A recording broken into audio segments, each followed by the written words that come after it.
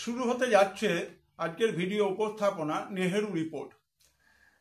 যারা 2026 সালে চতুর্থ সেমিস্টার পরীক্ষা দেবে তাদের ইতিহাস বিষয়ে ভয় কাটিয়ে ওঠানোর জন্য অত্যন্ত সহজভাবে এবং প্রত্যেকটি জিনিসকে নিখুঁতভাবে ধরে ধরে আলোচনা করা হয় in the light off history, ইতিহাসের আলোয় ইউটিউব চ্যানেলে। আজকে শুরু করছি নেহেরু রিপোর্ট 1928 সাল। আমরা জানি যে 1927 সালের 27শে ডিসেম্বর জাতীয় কংগ্রেসের মাদ্রাজ অধিবেশনে সর্বদলে গ্রহণযোগ্য একটি সংবিধান রচনার প্রস্তাব গৃহীত হয়। এই প্রস্তাব অনুযায়ী 1928 সালের 12ই ফেব্রুয়ারি দিল্লিতে আনসারি সভাপতিত্বে একটি সর্বদলীয় সম্মেলন অনুষ্ঠিত হয়। ভারতের ভবিষ্যৎ সংবিধান রচনার উদ্দেশ্যে এই সম্মেলনে মতিলাল নেহেরুর নেতৃত্বে একটি কমিটি তৈরি হয় এবং আগস্ট মাসের 28 থেকে 31 তারিখে সর্বদলীয় সম্মেলনের লখনৌ অধিবেশনে মতিলাল নেহেরু সংবিধানের খসড়াটাকে পাঠ করেন। এই খসড়াকেই বলা হয় নেহেরু রিপোর্ট।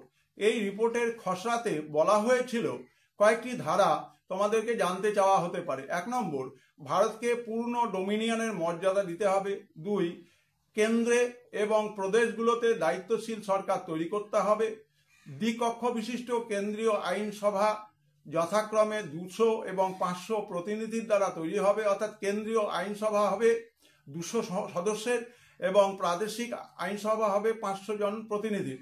উচ্চকক্ষের সদস্যরা নির্বাচিত হবেন প্রাদেশিক আইনসভা সমূহের সদস্যদের দ্বারা সমানুপাতিক প্রতিনিধিত্বের ভিত্তিতে। নিম্নকক্ষের সদস্যরা এবং প্রাদেশিক আইনসভার সদস্যরা নির্বাচিত হবেন প্রাপ্তবয়স্ক নাগরিকদের সরাসরি ভোটে। প্রদেশগুলোতে স্বায়ত্তশাসন হবে এবং কেন্দ্র সরকার প্রাদেশিক সরকারের মধ্যে ক্ষমতার সুনির্দিষ্ট বন্টন করা হবে। সংবিধানে জনগণের মৌলিক অধিকারকে স্বীকৃতি দেওয়া হবে।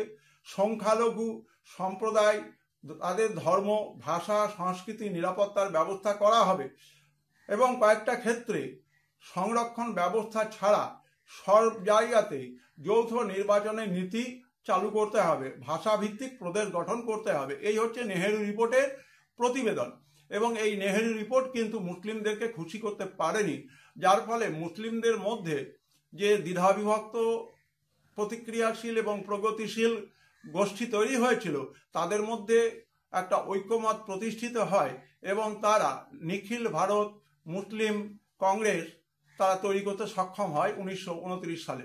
ভিডিওটি পুরোটাই দেখবে, কারণ তোমাদের পাঠ্য বইগুলিতে অনেক বিষয় নেই। সবাই ভালো থাকবে এবং সুস্থ থাকবে।